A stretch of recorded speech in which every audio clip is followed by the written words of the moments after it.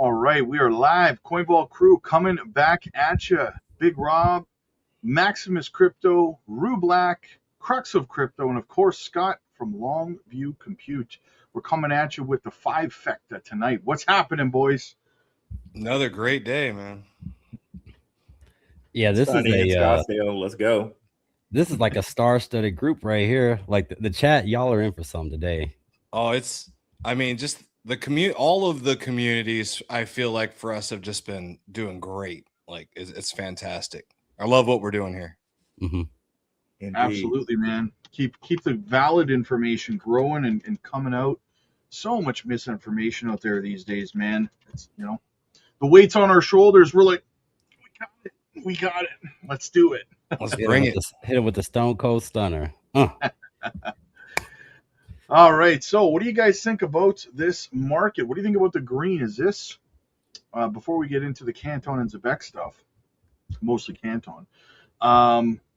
Is this a bit of a bull trap, or we heading towards 67 to 70K?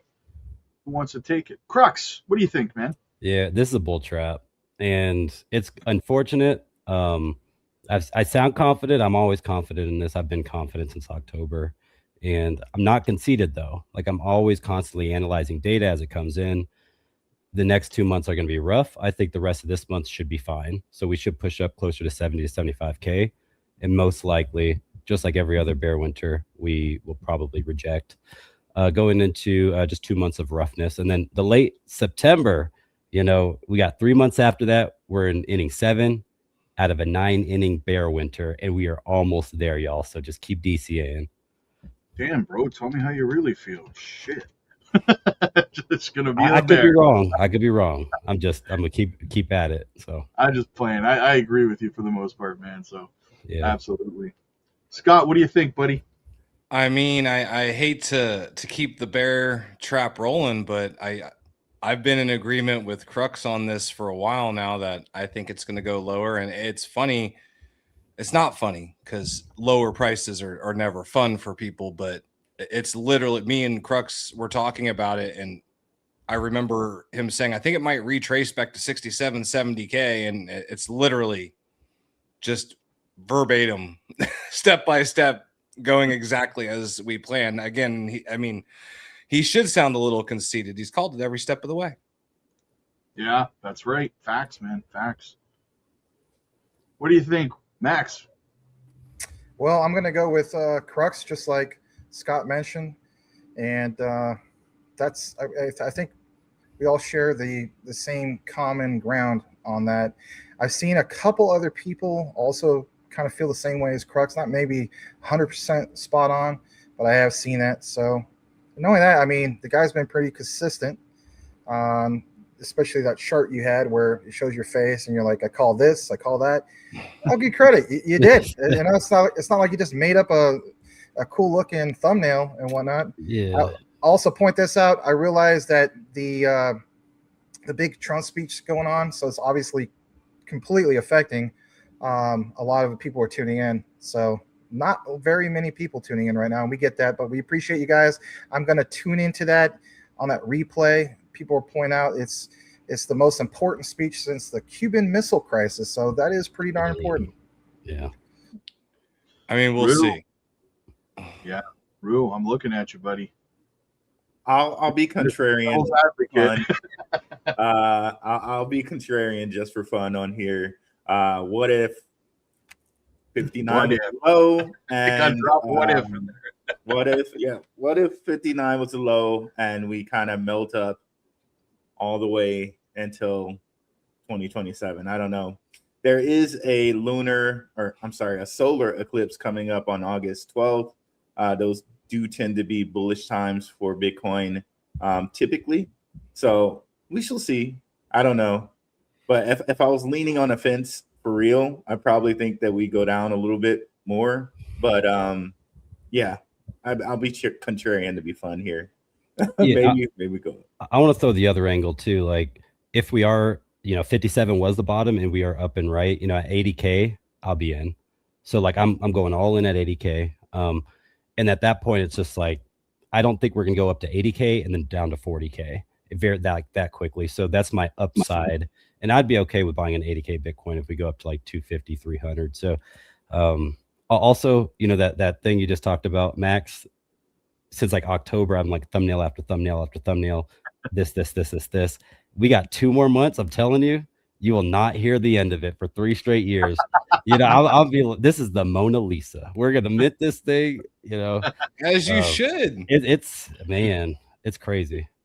I mean, if you go step by step and you called it every step of the way, and you have receipts every step of the way, when 99 point, you know, however many % of people get it wrong, you absolutely should take your flowers and throw the receipt right in their face. Just well, here's the reason why you should too, is because and I experienced this too. I mean, you can make 100 accurate calls and then you miss one. And everyone talks about the one that you missed. So of course you have to point out, hey, yeah, okay, I missed one, but you know what? I nailed this, I nailed this, I nailed this, I nailed this, right? Because I mean, haters gonna hate, and they're gonna omit that stuff, right? Yeah. It's like football. You're only as good as your last play, you know? Right. I've made my fair share of bad calls, so. Exactly. We all have. Max and Scott, I'm gonna throw this one at you guys in the chat. What do you think, man? What do you think? I know you guys both probably have some comments on that question or that statement. I've seen a lot of, Scott doesn't realize how often I tune into him. Oh, you can tune in. I love you, brother. You can talk about it. No, it's okay. And that's the whole thing that we want to get across to people. So I know sometimes when I share Canton, right, especially at Maximus Crypto, I mean, let's face it, we're all simulcasting as we speak, that if I even mention Canton in the same breath of XRP, it ticks people off, right? And I'm like, Scott is here, and he's our friend, and we get to know him, and I just kind of look at like, can't friends have disagreements on certain things, or is every friend all in agreement? Well, that's no friendship that I want to be part of, to say the least. And so the way I look at it is, we can agree to disagree on some things, but behind the scenes, just to give you guys a little heads up on some of this, I did mention to Scott, I said, you know what, Canton collaboration with DTCC, I've been researching it, and it seems like there's something there, but I have to piece it together. So this whole thing about DTCC not going to use XRP, believe it or not, I covered a lot of this discussion before the DTCC thing was July 15th and whatnot. I mean, we're talking even early in last year. Who did I do that with? I did probably countless collaborations with Jesse at Apex Crypto Insights. We talked about some of these things. But to be fair about the whole thing with Scott has been consistent, and he's pointed out, you know what, Stellar, a lot of the Stellar army feels as though, yeah, guess what, we got the whole thing with DTCC. True, but what about liquidity? What about these rails being used right now in this year, right? Like, again, we're tracking down not so much as things going on the XRPL or mentioning Ripple or mentioning Stellar, like, is the actual token or the coin being used? And I think that's where Scott has really gone deep into his research of trying to point out some of that, even Rue, right? Like, is the actual coin being used? It's a difference, right? When we talk about the actual settlement or the utility, as I would say, being put into motion. But I will state this, it is my belief, and with my research, that you're going to see some things being unveiled a little bit more. But is Canton getting a lot of attention in regard to DTCC and as well as Stellar, but especially Canton? Oh, you better believe it. You better believe it. And again, tune into Scott. He knows what the heck he's talking about when it comes to some of these things. Some of these things. A lot of these things. Right? A lot of these things. So, yeah, you got my answer. It's not really a direct answer, but nonetheless, you take it away. It's your question, too.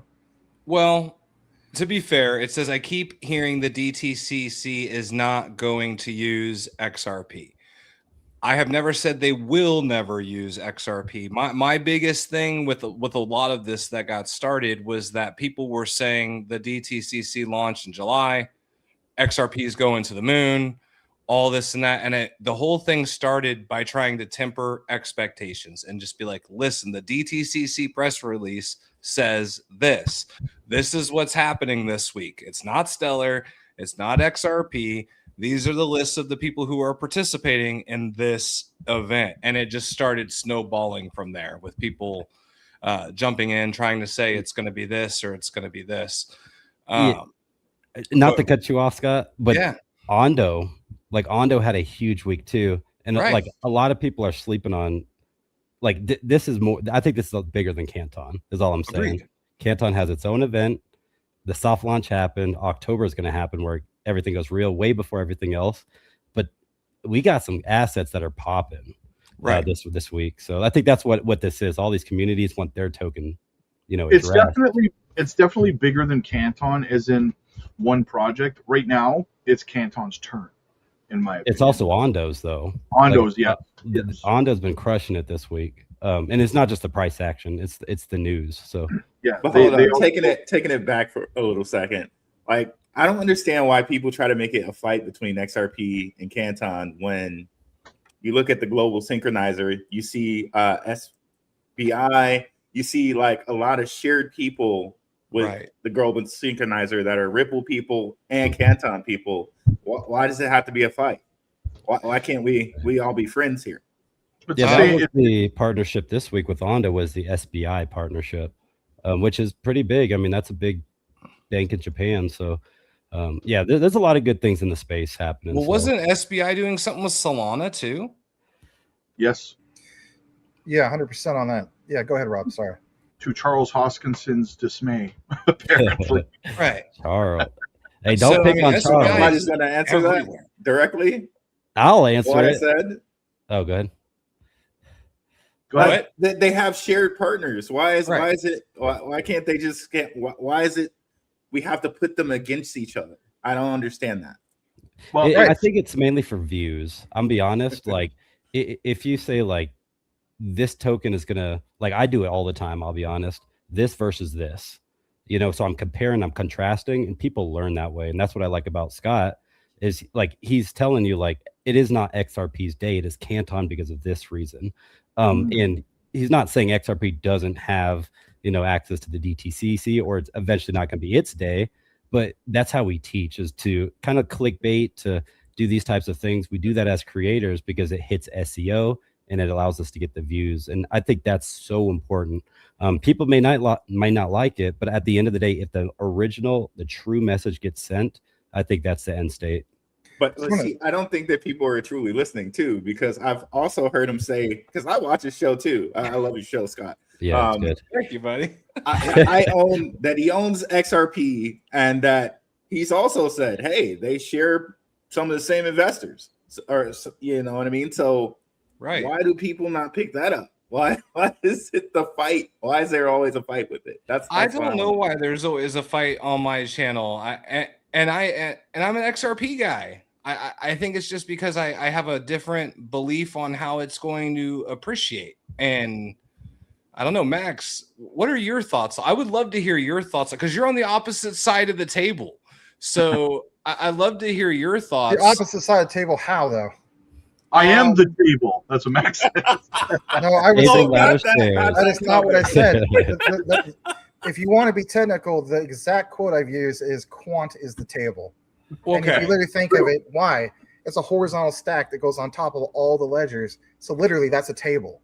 And then again, it taps into all these other ones that are participants and says, I'm going to tap into you, Canton, for privacy. I'm going to tap into you, XRP Ledger with obviously XRP for on-demand liquidity.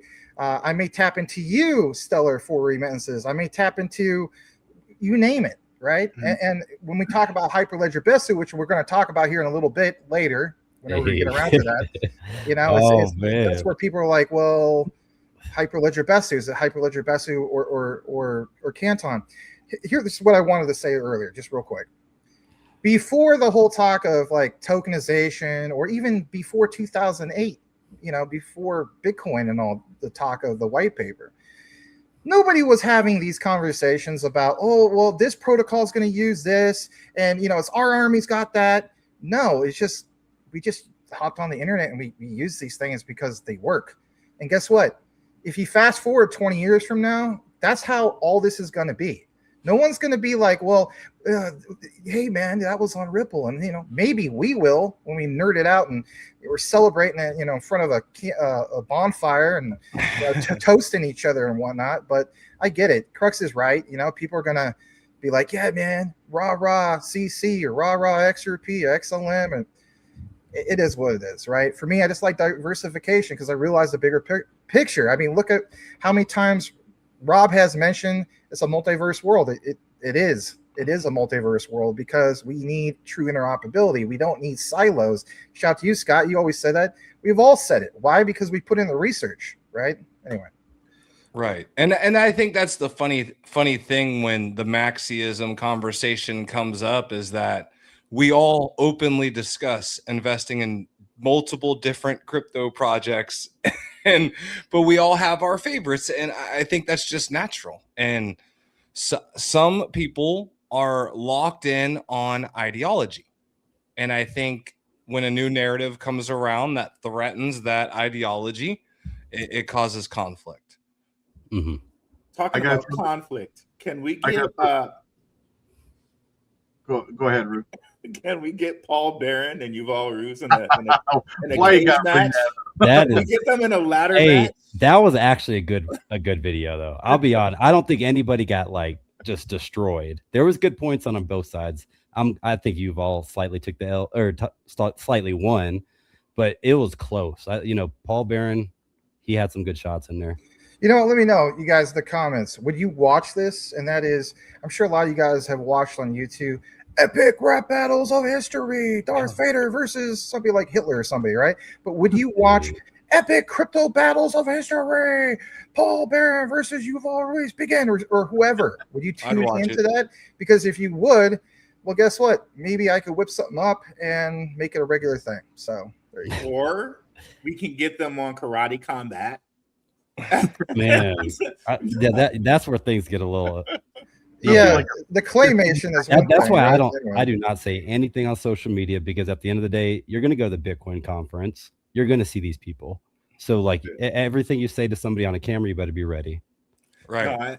No, I'm just kidding. I'm just kidding. But I know, like, it seems as though Paul Barron, and I respect Paul Barron, he goes out of his way to take shots at Canton. It seems he's a crypto content creator. Like he's talking about, well, this is a Wall Street coin.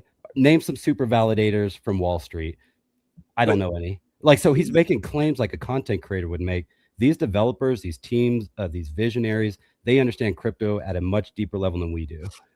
So we use the buzzwords, we get the clicks. These guys, they understand it at a whole different level. So, but at the same time, I think content creators are very healthy for the space because we challenge those guys. Because a lot of times they'll say a lot of stuff like, we're decentralized. The content creators will call you out. Well, you know, it's like you guys said, though, everything you say in a camera, eventually you're going to see these people. So I don't think he's going to want to be working with anyone from the DTCC anytime soon after that most recent video. But, you know, that's just me. Mark, did you guys I would politely agree to disagree on that, because he has Paul Barron, like the podcast, right, which is I think around 600,000 subscribers. Then he has his main channel, which is Paul Barron Network. I would totally see him inviting somebody like the Dean Chakar on there to discuss more details about DTCC. Really? After he was just making fun of him? 100%. I would see that. Would. Yeah. I would see that. Paul's person by person. That's interesting. Yeah. Well, I don't know. And the reason why I state that, and it's not just because like, oh, you know, that's Max's opinion and blah, blah. No, you've actually seen that consistently. Like, that's something that he does. And this is long before the whole thing of him and Yuval. And I know I sound like I'm defending him. Do you secretly work for Paul Barron Network? No, but that's the thing. Didn't Paul say something like, allegedly, that like the partnership with Canton with the DTCC might be fake? Did he like he took clips of their clips from yesterday, like clips of people from the DTCC, JP Morgan, Societe Generale, like all of these guys, and just made them look stupid. and said that the whole tokenization event was a stunt and like you should be able to see through it, heads down, move forward, like basically saying, yeah, it was a publicity stunt. It was bogus. It was BS. Which is very interesting, seeing as how like I saw an article in the Wall Street Journal covering this, mentioning Canton by name. So I don't know why he would say something like that. It gets to the point where one has to start to suspect what Paul Barron's motives actually are. Because if something's blatantly right in front of your face, like Rue you just pointed out, and you're still like, it's like we're standing there looking at a black horse, and you're like, that horse is black. Instead of going, nah, bro, it's a lie. It's a lie. It's a white horse. It's like, bro, it's paying you to say that. Right? I think it's more of a personality thing. Like Yuval, I'm gonna be honest, in that interview, he came off as pretty disrespectful, but they kind of both did. And you're not going to want to jump into a project that the lead visionary is just not in your favor. You know, like some people, it's hard to push that bias to the side. A lot of people hate Cardano because of Charles Hoskinson. But if you're able to look past the visionary, I think he would appreciate Canton's technology. I just think it's more of a person versus person approach. Right, you gotta look past the trees to see the forest. Go ahead. I agree with you when it comes to that interview, but now this is after the interview. He's saying this stuff about something that's actually, you can look in the Wall Street Journal and find that the Wall Street Journal has said, oh, Canton is being used here.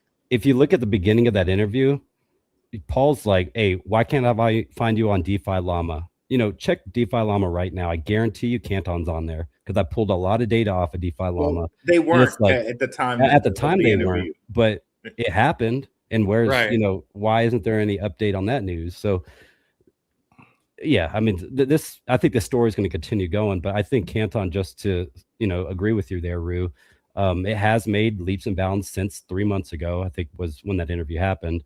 And there should be probably a new update on that. The DeFi Llama element, well, they just weren't connected to any of the super validators. Actually, CC Tools is is the app that provides DeFi Llama their information. So they just needed to plug into the Canton network. They took care of it. Right. Anywho, but we can get off Paul Barron. We don't need to talk about Paul Barron. I was literally thinking about that. I'm like, geez, this is becoming the Paul Barron endorsement channel. Yeah. Right. Well, we were talking about XRP and what was going on with the Maxi tribalism, which I think is important because there has been a lot of Maxiism and tribalism, and it's important to note that, yeah, we all have different opinions and different projects that we believe in. Someone asked, what's a blue chip crypto that you think's going to go away? I know we're all that's a tough one though. It's not hate, it's not static, because I don't hate the project, but if I got to pick a blue chip, it's probably Cardano.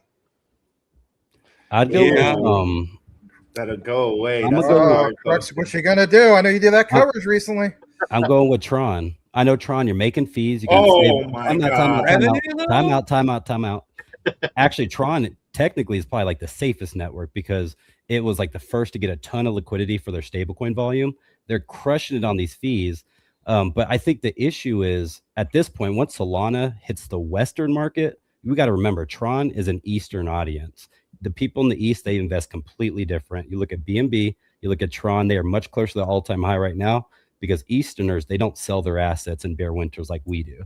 Westerners, we like to get into the Solana, sell the high, buy the low, try to be cute with it. But at the end of the day, I think Tron as a network, it won in the quickness of being able to get all the stablecoin liquidity adopted, but you don't have USDC Circle, you don't have Tether at your best interest. And I think at that point, I would go with probably Tron over Cardano, but Cardano is still risky as well. But okay, if I had to have one, and I would consider this a blue chip, or at least one time it would be Polkadot. Yes. Like Polkadot. Yeah. They went and they changed their tokenomics, and they made it an actually finite coin. And ever since they did that, it's like under $1 now. Its tokenomics more resembled NIRS at one point in time. And what are they doing now? What is Polkadot actually doing now? I don't even hear anything about them. Are they a leader in any category? I don't know. It's funny you say that, because I was just talking the other day about Glimmer migrating over from the DOT ecosystem to Base, and I was like, I think that's kind of a precursor, because DOT, I've always liked the DOT ecosystem, but I've never been a fan of DOT itself. Honestly, just I gotta go Cardano, just because of now. Here's the only thing that gives me pause on that, is because Charles said that he was bringing in Draper to help with apps.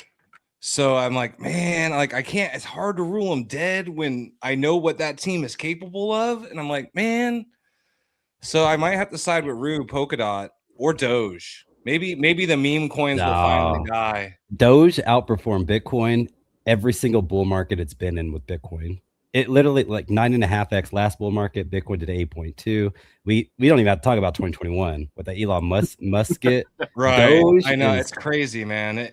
But it goes to prove right now that sentiment still rules everything, even over utility. At least for the time being. Meme coins ran last year, so who the hell knows, man? Cardano, Polkadot, Doge. Mm-hmm. Yeah, I'm going with you on that one, Scott, because I think Cardano gave Draper actually ADA.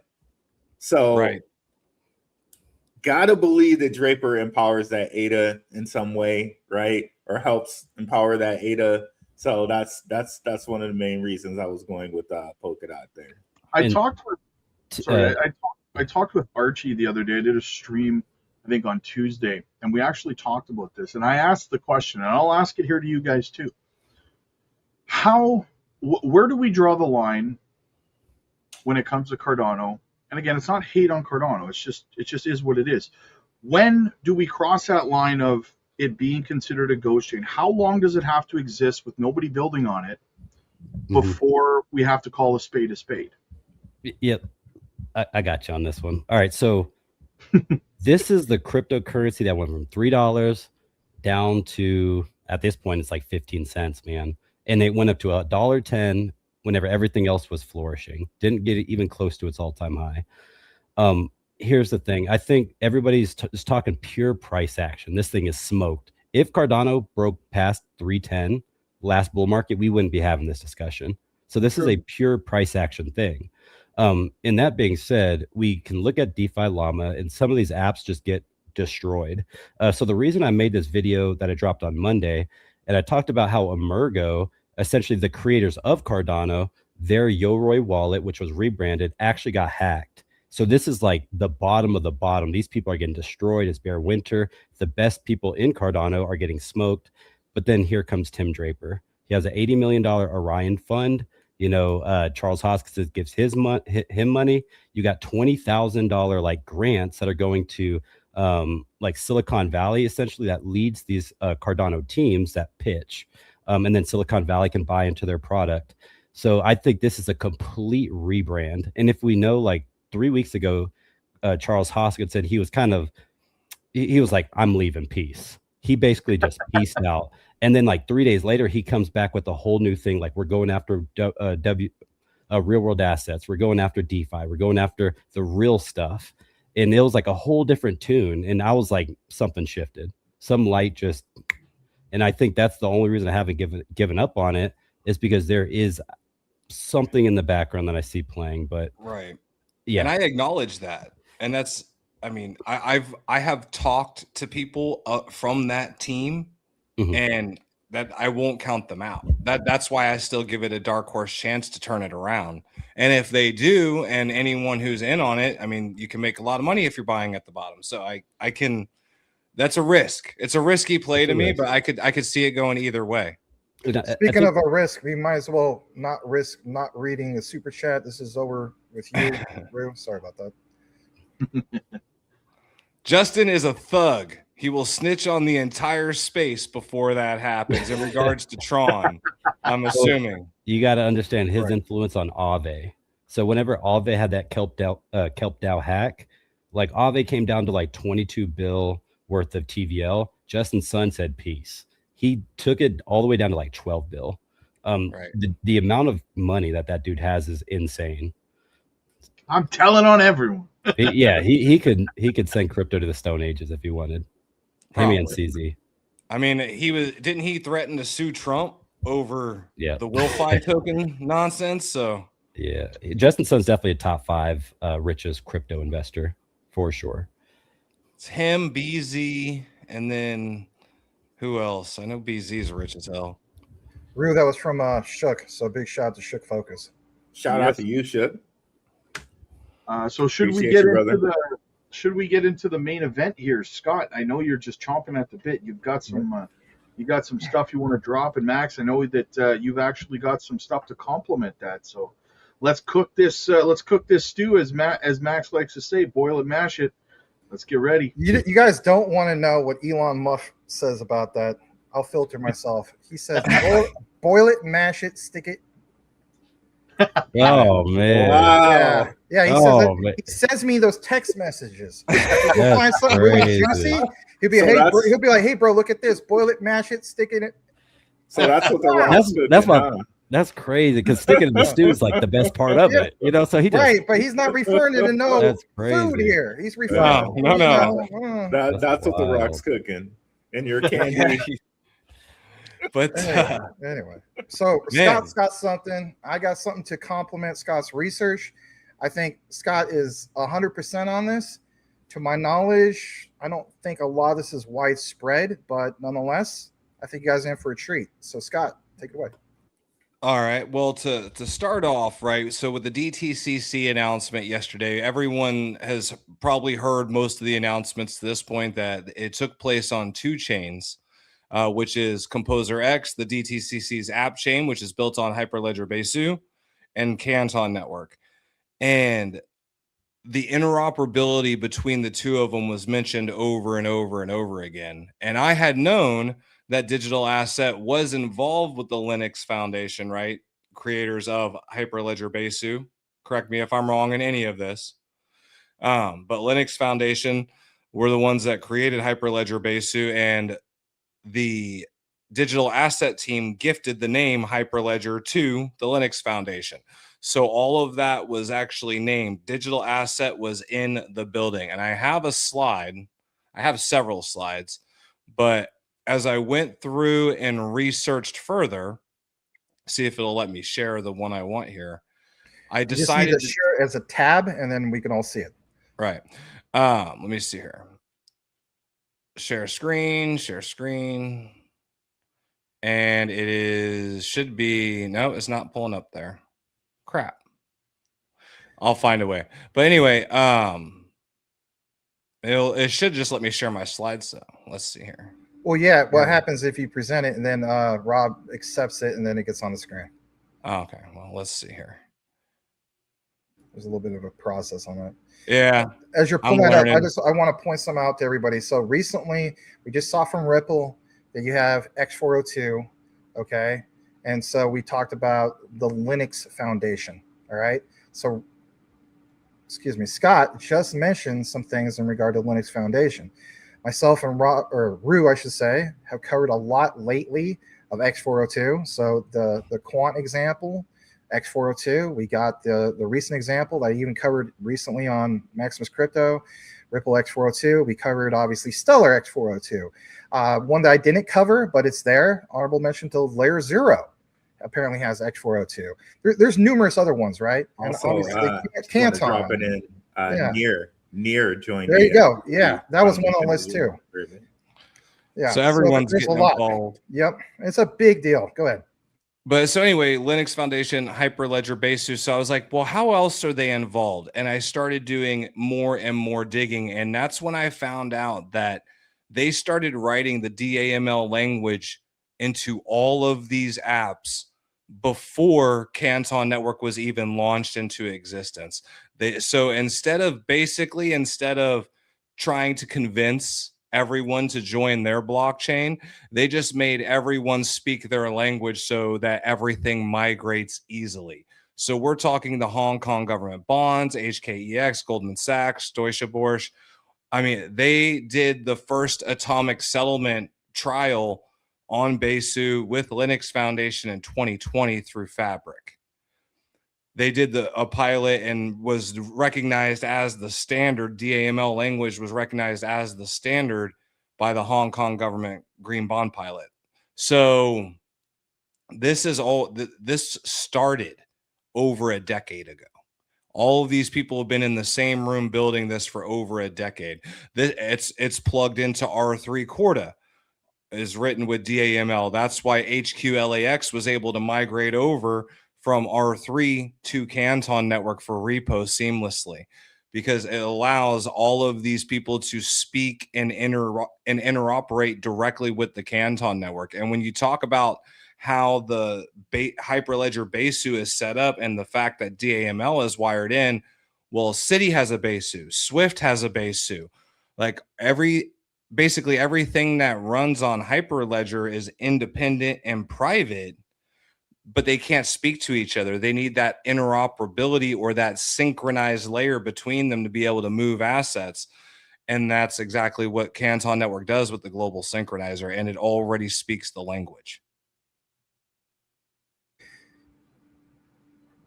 Do you have more? That's it. That's it? You want more? Well, I just thought you. I'm not complaining. All right, I just thought there was. I mean, I have all the good. sources I could cite, but I'm not pulling up the documents. I know you like to pull up all the individual documents and break it down, but I went through a whole presentation with 10 slides in my stream this morning. No, I can't blame you. You're probably worn out with that.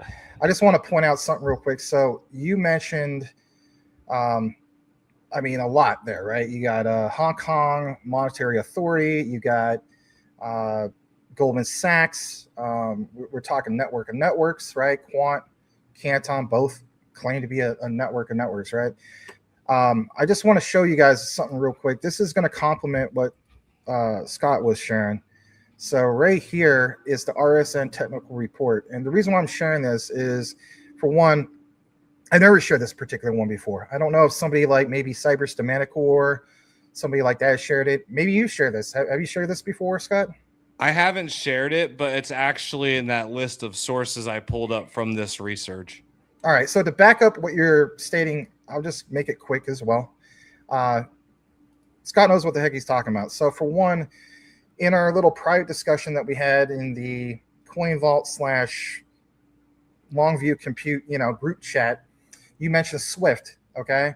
So in this RSN technical report, literally side by side, you have Swift, and it mentions on page 9 of 42 of this report, again, regulated settlement network, Swift, a global provider of secure financial messaging services, played a supportive role in the RSN POC. So what is POC, guys? That's proof of concept by providing its Swift interlinking prototype. So again, I use this reference so many times when it comes to prototypes. Or somebody in the questions earlier, right, says something like, is it this particular one? And it says something like, well, we're talking about.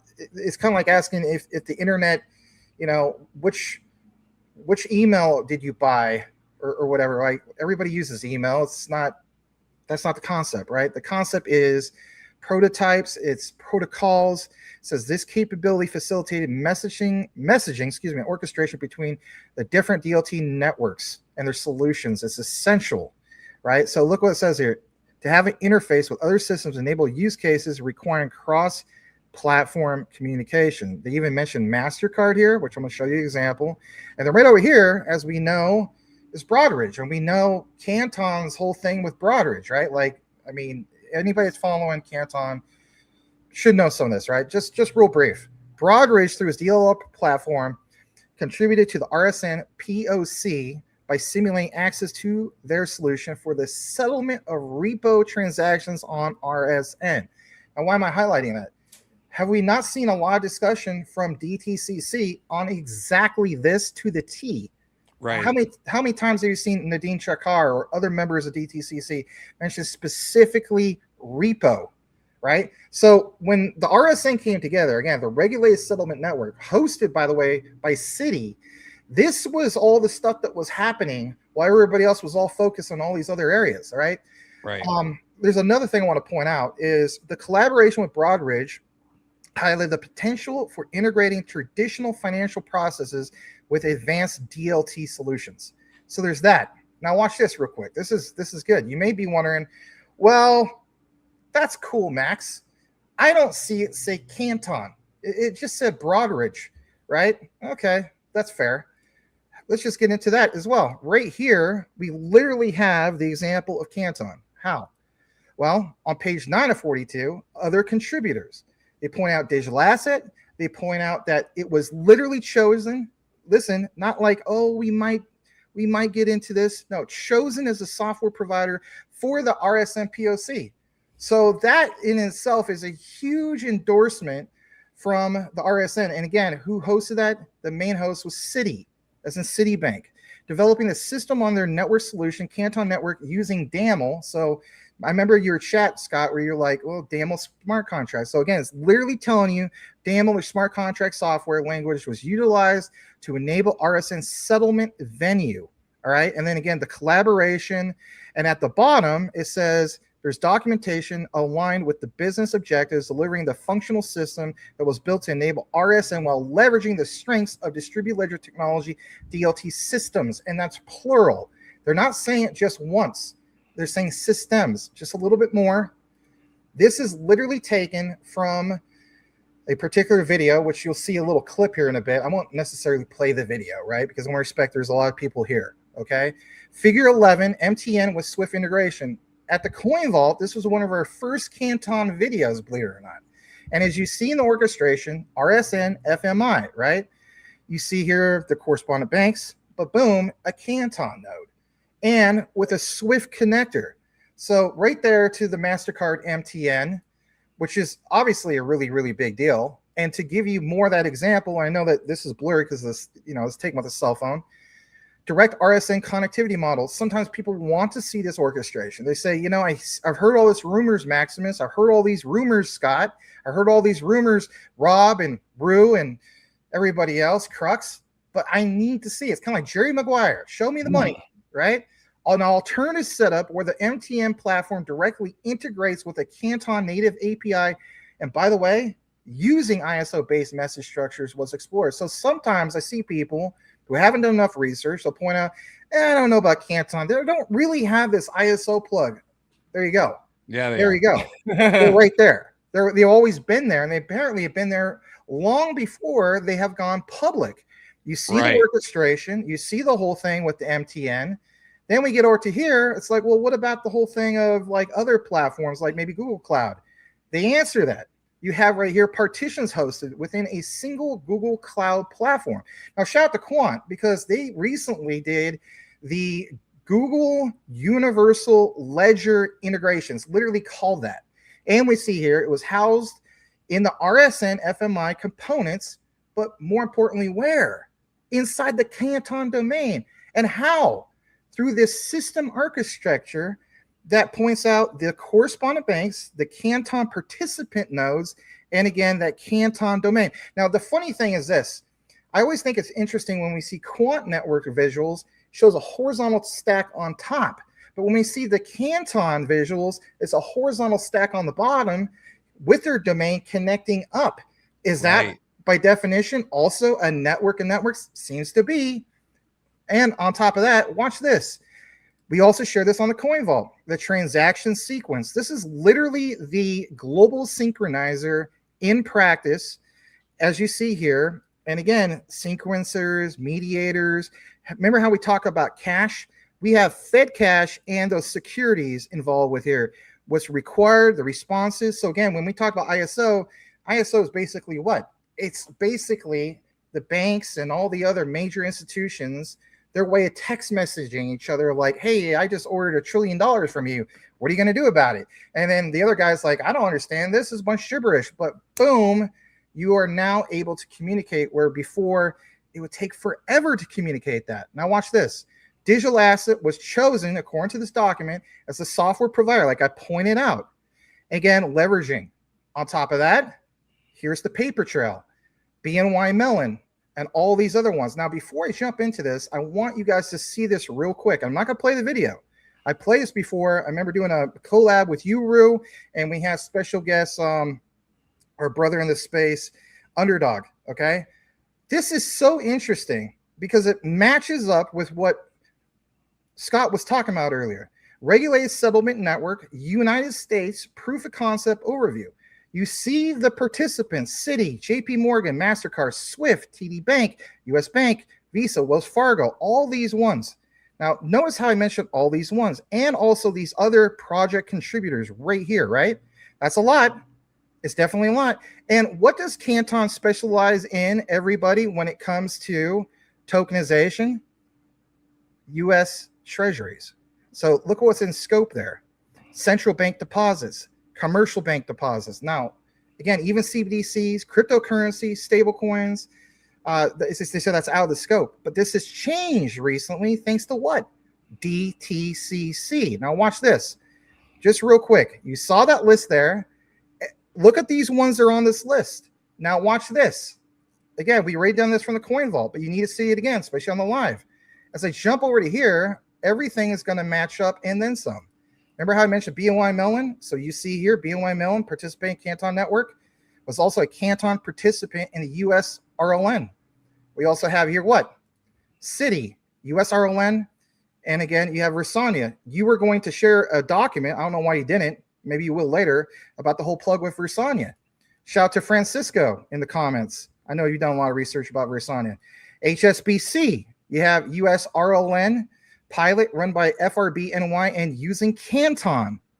And so even DAML for smart contracts right below that. What do you also have here? MasterCard, RLN, using Canton. Again, these phases have already existed. So basically it's like this. Scott's thesis on this stuff existed many years ago. And your whole thing of like, I wonder why that is.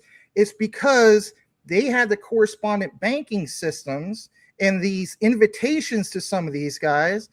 They already did this. I think they did this basically in 2023, 2024, give or take. And we also see here Swift. And we just gave you that example earlier. So Swift was a participant in the U.S. Regulated Liability Network run by the Federal Reserve Bank of New York.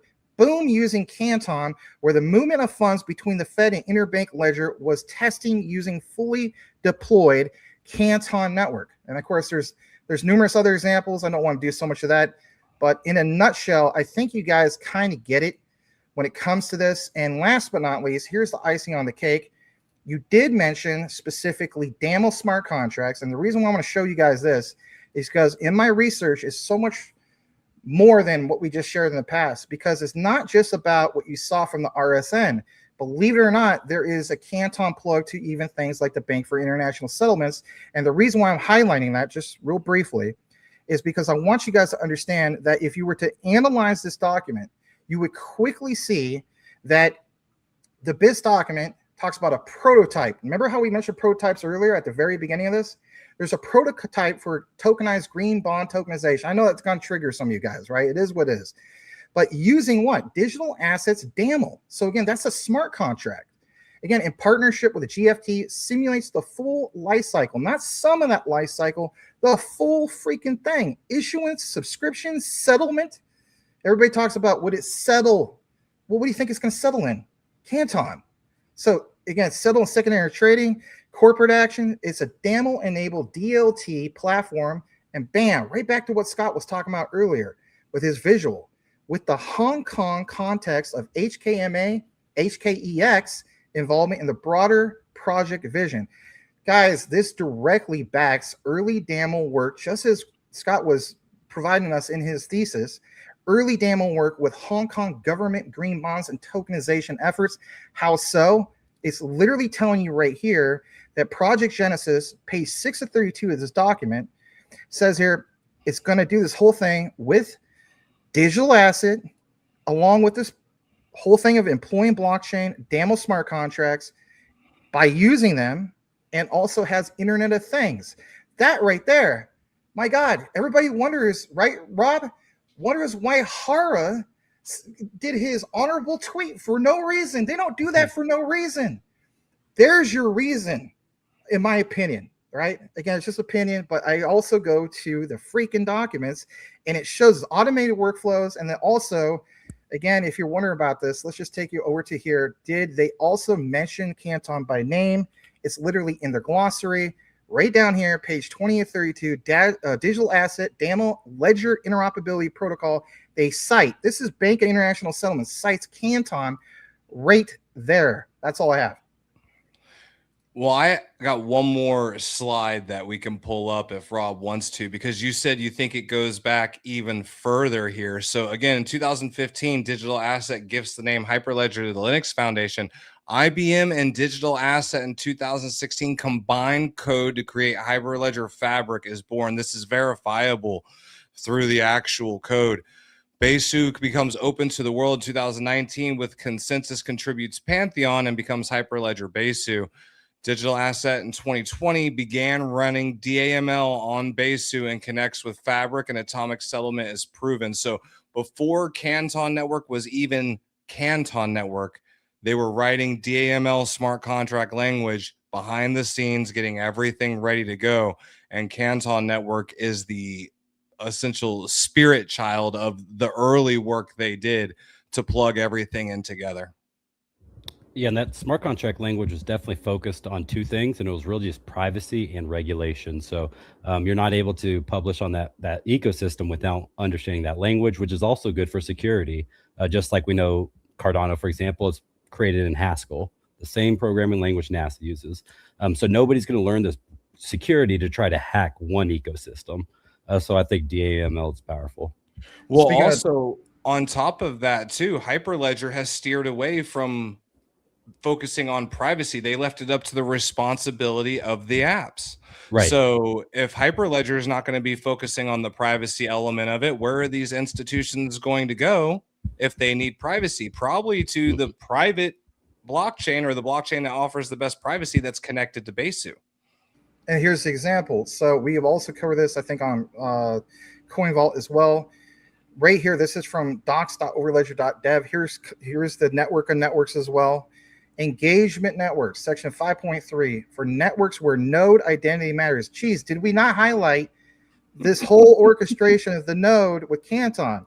Typically permission DLTs used by regulated consortia and operated gated public chains. Overledger does not self-serve currently, but these networks require a project engagement to integrate. So again, project engagement. Didn't we just have project engagement from City's RSN? We did. Right. Overledger, okay, read that part. So this part, these networks require a project engagement integrate because memberships, MSPs, subdomains. So remember how we talked about those domains? Literally showed you on that orchestration. Remember how I said basically Canton's version of their horizontal stack, but it's on the bottom connecting to the top. And if anything, Overledger is on top connecting to the bottom. Look what it says here. Privacy groups right there. Operator agreements have to be set up before the connector can be even wired up. The connector. What about a global synchronizer? What about Canton connector, right? DLT families, Quant already has connectors already built for. Watch this. So Scott just talked about Hyperledger, right? You have Hyperledger Fabric, all right? What about R3 Corda? R3 Corda XDC, R3 Corda XRP. We have R3 even to Solana. We have it to numerous things. And boom, there's your Canton. For permission, DAML-based privacy contracts and subdomain configuration must be aligned with each participant. Not to mention all these other ones we just talked about. I talked about earlier, Google Universal Ledger, boom, right there.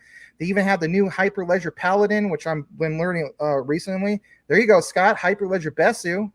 So again, for regulated EVM, those Ethereum virtual machine deployments. So right there is your plug to like your Wall Street, et cetera, to bring in and funnel some of that from Wall Street. The connector needs the consortium configuration. Here's Quorum. I'm literally thinking of like XDC because we know that XDC is a fork of that. But nonetheless, there's your JP Morgan connection. And then people are like, oh, what about Ripple? What about XRP? There you go. Public chain, but Overledger XRPL integration is size per use. There's rate limits, et cetera, et cetera. There's Stellar. And believe it or not, even Bitcoin. There's so much to unpack here, but I just wanted to compliment you even that much more. You literally called some of this stuff. And then when we talk about Quant, network and networks, it's there too. Anyway. Right. Yeah, it's when I started digging into Besu, when they finally named it, I'm like, what exactly are they doing and how long have they been involved? And when I saw that they literally helped write the code and name the network, I mean, come on. Yeah. What do you all think? Me and Max have been talking the whole time. I'd love to hear what you all all think. means, go ahead, you guys. I'm sorry. I mean, y'all just cooked. Both of y'all cooked. I'm proud of y'all, first of all. I gave my little take in there on DAML. You guys are definitely advanced on these ISOs, and that's pretty cool. So, I mean, good. Let's say when someone's dropping alpha, don't just stay out the way. Indeed. But you guys all do that as well. You know, right. One thing I love about what we all got going on, we all provide our own way of doing that. People call it alpha. I try to be humble about that because I know some people are like, oh, this guy's a GOAT, that guy's a GOAT. I'll do like, you know, kind of like what Michael Jordan does, right? He recognized different eras. Well, we're living in this era, and it's the era of blockchain and DLT and going into Web3, right? There's a lot of people that have great research. I would never claim to be like the GOAT of anything, but I love what we got going on, and it's just to bring you guys facts, bring you the documents, and then if anything, you take it and you make a decision for yourself. Nobody's telling you, hey, you need to go buy so much of X, Y, and Z token or whatever. No one here ever says that. Not a single person. We give the information and bounce. Like, it's never, you need to go get this now before it's too late. It's just, here's the info, do what you do. I love it. Indeed. Yeah, we're like the Walter Cronkite's of crypto, right? Anyway. You're a lot more humble than Michael Jordan. That's a bad analogy.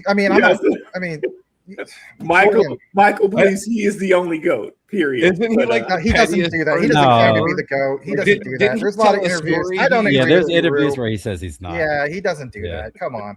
Now, LeBron does. I'm a big LeBron fan, but I don't like him doing that. He does it a lot. Anyway. I remember watching an interview of Jordan, and he said he used to make up things in his mind to get him pissed at other people. Like, he was that petty. That sounds like Waterboy. Like, if anyone I remember, Scott. Visualize the attack. If anyone slighted him in the inniest way, he remembered that. He took notes. Joshua wants to know XDC pretty much completely out then, and he followed up with, I just thought XDC was supposed to be the chosen one that now Canton is fulfilling. Anybody got a response to that? I got to just do it real quick. I'm so sorry. I know I'm not dominating this. I don't want to dominate it. It's not about that. All right. So I would encourage you, brother, to tune in, if you haven't done so already, to one of the most recent XDC videos I did, right? It mentions the Bank for International Settlements. It's basically XDC and the BIS. And if you look at the documents, it's literally the BIS pretty much endorsing what XDC already does to the T, right? To the absolute T. Again, it's understanding different, like somebody mentioned in the comments, different lanes. XDC is the chosen one by UK Parliament. I did a video about this where on a search result of 101, they're literally mentioned by name. And that's such a big thing. When we talk about like this concept of electronic bills of lading, like they literally have a maritime standard that's tied to that. Like people, I would say of all the ISO coins and tokens there are out there, people still sleep on XDC probably the most because it doesn't get all those bells and whistles and the recent hype. That's no bash on Canton. I hold Canton. Are you kidding me? I came in at roughly like 7 cents. If anybody knows Canton, yeah, I know Canton. That's a good buy. All right. Oh yeah, I'm still very pleased about that. So my point is, you better be. Yeah, my point is that, well, I recognize Canton all these years, right? They're always in the quant documents. So when I finally saw they went public, I called up Rue. Did I not, Rue? I'm like, dude, Canton, brother. Like this is it. You know? Anyway, but XDC is part of this. Research on it before, and I was like, oh, it's finally out now. Right. Let me ask you this, Max, because I have to ask in regards to XDC and the Parliament, because I didn't look for them. Were they listed among the UK participants for what they were working on in regards to tokenization over there? Yeah, there's a lot. Exactly. So you know what? How about this? If you ever want, we could do a collab to talk more about this, especially in the UK. But I've done probably at least 4 or 5 videos on that focus. But we want to recognize just real quick. I'm not copping out of your question. Yeah, you're good. Our brother in space, Kevin Binkley. I think this is over on yours or on the Coin Vault. You want to take it away, Rob? Yeah, that's on my channel. Big Kev dropping that 7 herbs and spices says, we have arrived and we can stop looking at the best content creator, or what? We can stop looking Four, probably. Yeah. for best content creators on YouTube. This show has all of them in one place. Make sure you subscribe to all of their channels. Absolutely. Thanks, We are like Kevin. Power You're Rangers. awesome. Thank you, Kevin. Quick question. I want to share something right quick. Let me share this document. Oh, we got receipts No. today, huh? You don't get a turn, Rue. People pulling receipts out. How dare you? Right, Rob. You don't get a turn, Rue, in your whack ass crew connections stuck like glue. You guys are lucky I don't have my clips on here. You all would get a Greta Thunberg right now. I love your soundboard, bro. That you do. It's like you hit one button and she comes on just perfectly. So I want a meme board for that, where a meme just pops up. Like, well, that's when what you guys happens. do, like, yeah, that's what he has.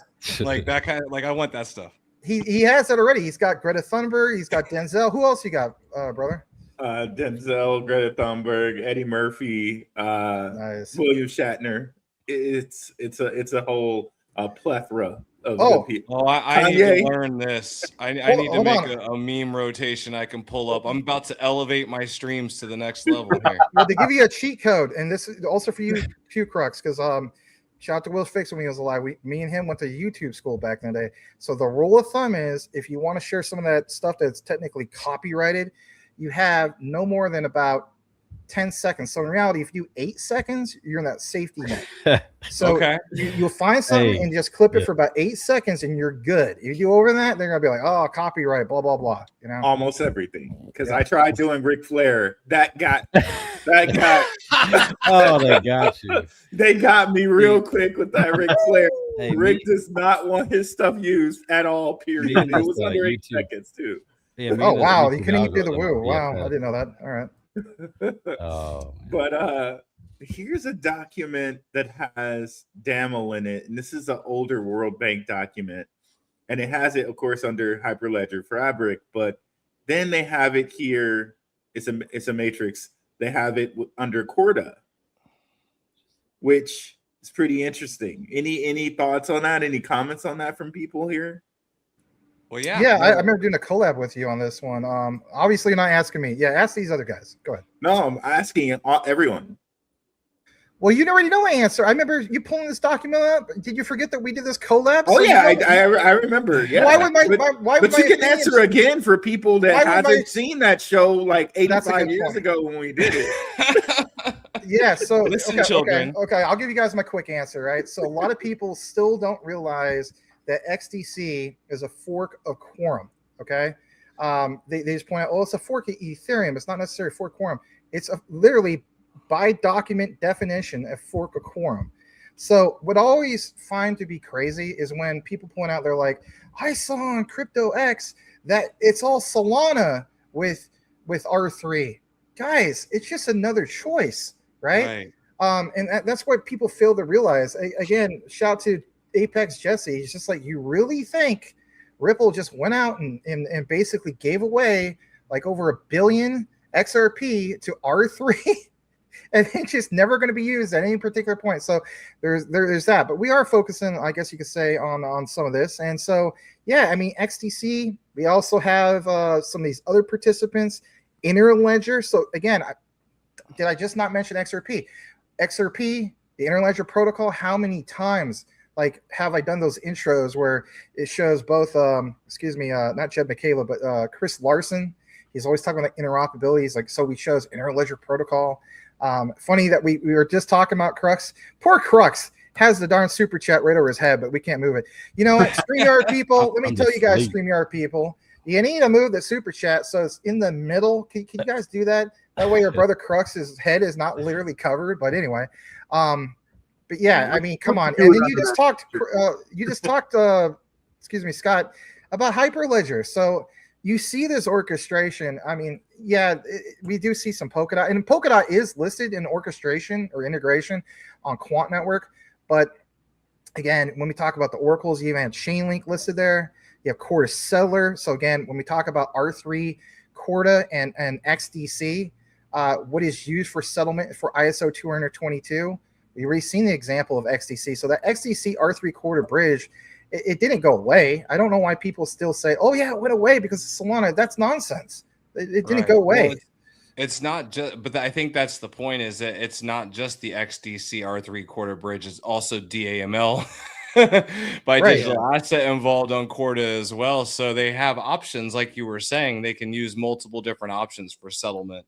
But yeah, to me, it's interesting that DAML is written so many different places before the Canton network was even created. Right. And I just wanted to do this to highlight the person who said, oh, well, XDC, is it dead? Well, yeah, probably not. We need to mention real quick. Yeah, go ahead, Rob. Sorry. Shout out to Ben. He says, what if y'all jumped into if?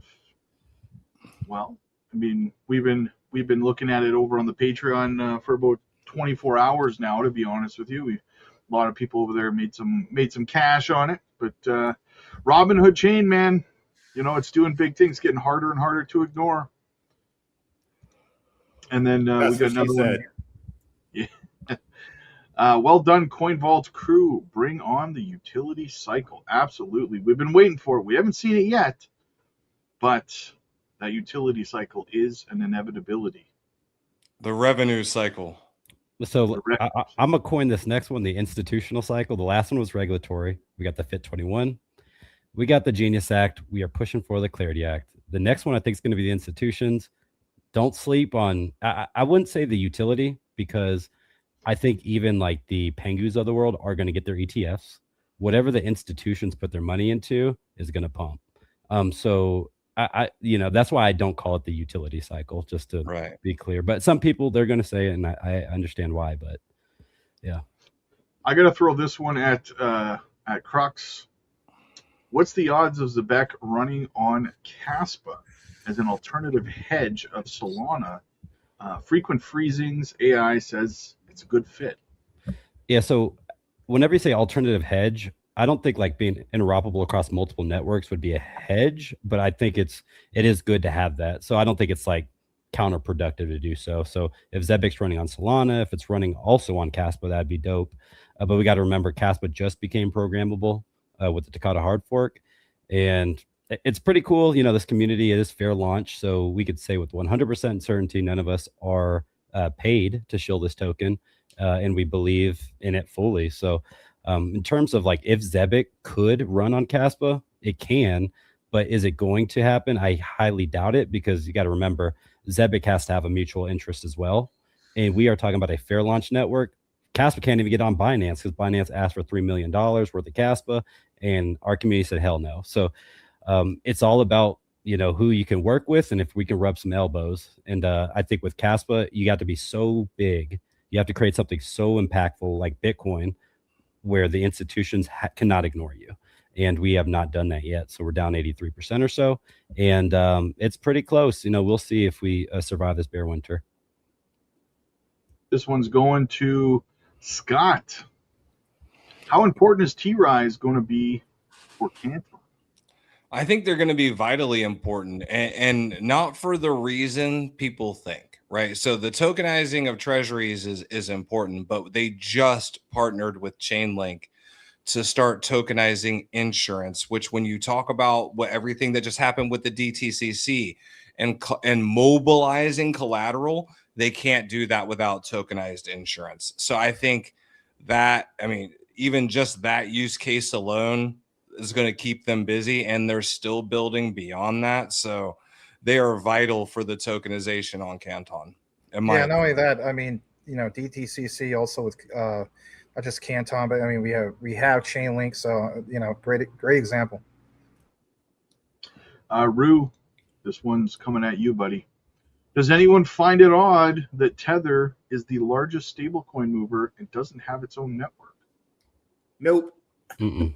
They just focused on what they were good at, which is moving money. And if you look into it a little bit, when Tether mints, Bitcoin tends to go up. So, you know, do with that what you will. Man, oh god, conspiracy with that one. Yeah. I mean, of course, the most popular. It's provable, though. It's provable. Yeah, no, it is. It's yeah. I was just gonna say, I mean, of course, the most popular network, is Ethereum. I mean, how many people have Tether on the Ethereum network, ERC20? But I mean, shoot, I even have a little bit of dust, like $10 worth, right? Believe it or not, of USDT on Solana. So, I mean, gosh, I mean, if you guys want, maybe you already know at the top of your head. I mean, how many darn networks is Tether technically with? I mean, we could give a whole grocery list, right? Right. Have they done an audit yet? Yes. Oh, they finally did do an audit? There's been audits on Tether. Yeah, that was like a 2020ism. That was have they done an external audit, not an internal audit? I'm pretty sure they have. It was definitely the FUD that was thrown around for too long. At this point, if it was actually true, I think it would have been unearthed. But I mean, who knows? Right. Yeah, but now these companies, for sure, like Tether, if you look at the amount of gold they have and this type of stuff, is that what you're asking? Do they actually have that much gold? Right. Well, yeah. Do they actually have enough treasuries, gold, assets to back what they've minted? I mean, it's a good question. So Tether is not public like Circle is. So something to consider. But. Well, and that was one of the reasons why they created the quote unquote new Tether, to be compliant with the Genius Act and the auditability, right? That's why they got delisted or being delisted in Europe, because they weren't compliant. Yeah. So that's why I was curious, did they ever actually have their external audit, or they just say F it and spin up another stable coin provider? Because it certainly sounds like that's what they did. But they already have their own stable coin. I mean, this is something that I'm not saying that you didn't know this, but like no. Educate me. So Rue and myself and Rob, I mean, I believe you guys remember this with USAT. So that's regulated Tether. Right. And then we got really deep with that because there was some overlap with Anchorage Digital. And who was the other one that had overlap with that, Rue? I can't remember off the top of my head. World Liberty Financial. That's right. Yeah. Yeah, there were a lot of connections to Cantor Fitzgerald, which Cantor Fitzgerald and Securitas. Wasn't there Bo Hines with that as well? Yes. Bo Hines went and left from his position to head USAT. Yeah, so look at that. I mean, that right there, like, right? Yeah. That was, so they split up a regulated Tether, and the what's happening to the other Tether? Well, that's where the whole thing is. Where the debate is like, why have this regulated Tether? Is this going to be your future safety net? And that's where we were just kind of left everybody on the hook of like, maybe. And I think it is. Certainly sounds like it. I thought Bo Hines became the strategic advisor of Tether. I'm pretty sure he's way up there. He's the leader of the regulated Tether. But it's not Tether. No, it's the regulated really? Tether. What the heck? I know. What was I sold? That's the content creators. But here's that was a that was a content everybody should watch that video. Everyone should watch that video because we made a lot of connections with Cantor Fitzgerald and Trump, right? The former head of Cantor Fitzgerald. There's a lot of connections to Tether. And remember, once the Genius Act was signed, Trump thanked CEO of Tether, Paulo Andrino. So a lot of connections there. It's there's a lot of smoke around the Tether thing. Indeed. Including an ex-CEO of Tether, something Collins. He went and he created some new stable coin. This was like in October of last year, maybe like September of last year, where he launched it. And when he got ex-CEOs of Tether creating their own stablecoin product, I mean, we'll see. Right. I don't know, man. We need to do a tinfoil hat stream one day. That's how we all fun need happens. Come on, Scott. We know better than that. That's how, like, people like me, I thought this dude went from working right under Trump as a strategic advisor right into the top piece of Tether, or at least around the top piece as a strategic advisor. But man, content creators, we push a lot of stuff quickly, and sometimes it's not right. So right. What's close? I mean, it's regulated Tether. So I mean, in a lot of ways, you could say that may be more important because that's Tether's like hedge. But nobody wants to use like Binance US. People want Binance. We don't want the regulated stuff. We want the my God. You guys want some like unbelievable crossover to ZEBEC right now? Sure. Indeed. What do you got for let's us? do it. All right. You know how we're always researching keywords and stuff like that? Yep. What do you got for us? All right. This is shout out to all the people in the community. Look at this. My God, what the heck? All right, so right here, Tether leads 7 million Series A Impact Labs to expand USAT, again, the regulated Tether, across what? Boom, payroll and payments. Oh, you don't say. And what is ZEBEC's key role here? The overlap, payroll, and payments. So we just talked about this. And how long ago was this, Maximus? It was on July 14th. My God, I think we should all come together and do a collab about this, go a little bit more deeper. Whoa. What Indeed. in the world? Well, let's go deeper over here. Let's do it. I mean, with this, just stable coins in general, man, the stable coin growth over the last year, anything that is connected to making money off stable coins is probably a good play at this point. Let me prove that stable coins are doing well. So Cardano, like 2 years ago, they had something called like USDM. That was like their main. They try to recreate everything instead of just adopting what everyone's using. I don't know why they did that, but they messed up. In the past year, they've already had 3 times more adoption. They're sitting at over 80 million in liquidity. And it's just like, if Cardano can do it, then you know everybody else is most likely doing well on the stablecoin front. So I know XLM's been pumping in the stable coins too. RLUSD's like at 1.8 billion. RLUSD is holding it down. So, I mean, stable coins are pumping. USDC is always minting. So, and USD1 is doing a lot too. They have regulation over there in the area that they use USD1. It's called VARA. So they have even more clarity than we have here. You know what's concerning to me, because it's gone quiet? We haven't heard a lot about it recently. Tokenized deposits. I haven't heard anyone mentioning anything about tokenized bank deposits recently. Quant Network. Quant's been talking about it? A lot about that, because if you think about tokenized deposits, by definition, is programmable liquidity. Anybody can look that up. So my main thing is, that's something that they've been constantly getting out there. Of course, that's not me stepping on your toes, my friend, but I mean, that's a thing. Well, that's interesting too. When you take into account that they joined the X402 Foundation, like now you can do like tokenized treasuries and move around tokenized deposits, like, like candy. But who's going to specialize in treasuries? Canton, like literally. Well, that's specifically why I was asking, because I haven't heard anything about tokenized deposits in a while, and it's basically tokenizing the liquidity. And I touched on, I don't know if you guys saw it, the new partnership with Zenith about their EVM side bridge and bringing liquidity to the Canton network. And I was like, I haven't heard anything about these tokenized deposits, but I think that's where it's going to come from. So I was just curious your guys' thoughts on that, because we haven't heard anything about that in a while. I don't want to get too far off of the Tether thing before replying to Elon Musk. He says Mika countries dumped Tether, right? The non-compliant. Man, I can't stand Mika countries. They're always messing stuff up. Well, I think it's because they want to get more liquidity into those Euro stablecoins. Right. That's really, that's really all that is. Like, honestly, though, I mean, we keep shooting ourselves in the foot. We don't have clarity done either. I mean, that's true. That is true. I think we're kind of like somewhere in the middle, though. Like, we know, like, if the Clarity Act didn't pass, the SEC, the CFTC, they're ready to go. This is not the same SEC that Gary Gensler ran 2 years ago.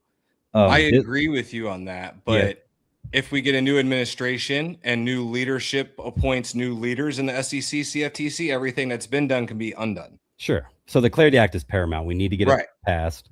But like the European nations, they are completely against it. In fact, Christine Lagarde, like she's been talking about Bitcoin. It will never enter the reserves. Right. So like, I don't know. I think at least America, we're somewhere in the middle, pushing towards a good safe haven.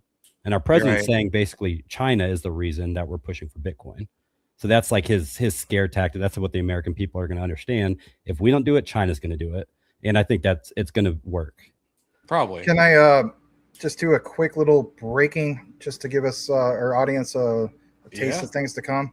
All right, so we just shared and splashed on the screen that whole thing of Pack Labs and USAT, or again, the regulated tether. Right here, remember when we mentioned Pack Labs? Well, they did a $7 million worth in Series A funding. I'm going to blow this up a little bit more for you guys to see it easier from your television. We all appreciate you guys, really, really do. So right here, we see the round was led by Tether and participation from Blockchain Ventures and Lasagna. Lasagna? Where do you come up with these names? Anyway, the company intends to use the funds to accelerate build-out of infrastructure using USAT, again, the regulated Tether, a US dollar-backed stablecoin issued by, boom, Anchorage Digital Bank. So they already have apparently a collaboration. And even when I went to like Grok and asked a little bit more, they definitely have a thing going on with Anchorage Digital. So when we did that thesis, Rue and Rob, about the overlap with Anchorage Digital, the overlap with ZEBEC, the overlap with Anchorage Digital and XDC, this is really interesting. All right, so we're going to unpack this. We'll give you guys maybe a little preview of things to come. Scott and I earlier in this outline talked a lot about smart contracts, obviously DAML. I mean, this is not that, but Pack Labs builds the core wallet, data, and payment infrastructure and smart contract architecture that connect Pack protocol to real-world fintechs and their end users. Integrations have facilitated over $1.9 billion in credit across emerging markets and now powers compliant on-chain payroll. Ooh, right there. So when we talked about ZEBEC, oh, you know what? We'll unpack it some other time. Man, what a finding. And that was literally 2 days ago. Everyone been distracted with what's going on with the DTCC to pay attention to what's going on with payroll. Right? Coach JV, shout out to him. He's always saying, everyone's looking over there. We should be looking over here. Hey, we got ahead of it. Scott and I, we dropped a collab on the day of it. Like we already knew, like, this is it. This is it. And I remember talking to you during we were doing the collab. I'm like, be careful what you say on the day. Just say this week because they keep changing. Dude, Monday or Wednesday, what is it? You know, DTCC. I don't know what y'all are doing, but yeah, worked out. You got right on time. That probably hit like a ton of bricks too, man. Congrats on that. Thank you. Pulling back to the Clarity Act, we got the House Committee on Financial Services talking tomorrow about it, and apparently Trump met with them today to try to convince them to get this thing across the line. Is this just more hype, more BS? Because, I mean, first it was March, then it was April, then it was May, then it was June, then it was July. And if it doesn't pass by July, what is it? September, October? I mean, if they don't get it pushed forward out of the Senate before the August recess, I don't think it's happening. I mean, there's too much on the plate going into midterms. Like, I don't know. That's just my thought process on it. But no, you would be right though, because Cynthia Lummis just literally talked about what you said. She said, you know, there's going to be that recess in August. I mean, Rue, you've seen so many things that she's been putting out. She just literally had a tweet like, she's tweeting almost every day, right? and then you have Marshall Hayner from Metallica. He's retweeting what she's posting every day. So, yeah, I mean, what you just said, Cynthia Lummis obviously agrees with you, Senator Lummis. Yeah, but she also said with high probability that by April and right by summer, and then she kept kicking it. And you're right. You're 100%. And then she said if it doesn't pass in the next 2 months, it will not pass until the next administration. And that's the biggest FUD. There's nothing that says like 2027 we can't talk about it. She's kind of like the Michael Saylor or the Tom Lee. Like she's just super passionate about Bitcoin. She's probably getting donations from a lot of these PACs that are pushing crypto ideals. So of course she's going to keep on saying this and this, but I mean, she's good for the space. And I also think the exact opposite, like an Elizabeth Warren, is good for counterproductive concepts. So you need both. That's and then you need Tim Scott. Tim Scott, this dude's reasonable. He's understanding. He's listening to both sides. He's figuring it out. Rue, I would love to look at the data from Polymarket and as well as Kalshi of like Senator Lummis, Brad Garlinghouse, all these ones that said, you know, 90% chance clarity by April, blah, blah, blah. And how many times they predicted that and been wrong.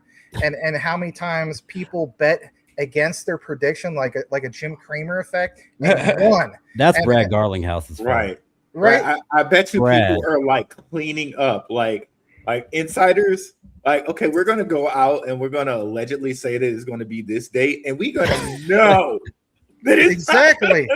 And it's like, this is our last chance before clarity, because the clarity is here. We can't be doing this, right? Or when we have real, true regulations, it's kind of like institutional Wild West, right? At the finest. Right. That's fine. You know what? You know what? I've been thinking about something the last couple of days, and I've been meaning to bring it up on a live. Prediction markets. You just brought up prediction markets. Yep. Is it possible? Because I'm thinking this is probably pretty possible, that prediction markets are about to go through their crypto process, the process that crypto went through, being attacked by governments and stuff like that, trying to figure out where it fits in terms of regulation and all that kind of stuff. And will that capital in the meantime start to flow back into the crypto space? Because we're seeing a great question, man. I love that you're talking about this. Yeah, we're seeing individual states launching lawsuits against Polymarket and Kelshi left, right, and center. I think there may be some truth to that. And real quickly, to touch on something that Crux said, and then I'm going to come back to it. Yep. But in regards to the Clarity Act, if it doesn't get passed before the recess, or if it doesn't get through before the recess, we probably won't see it till a new administration. There is some potential truth to that. If the seats change and the control changes, it's very realistic that it doesn't get done until there's another administration and we get a reshuffling of the seats. Sure.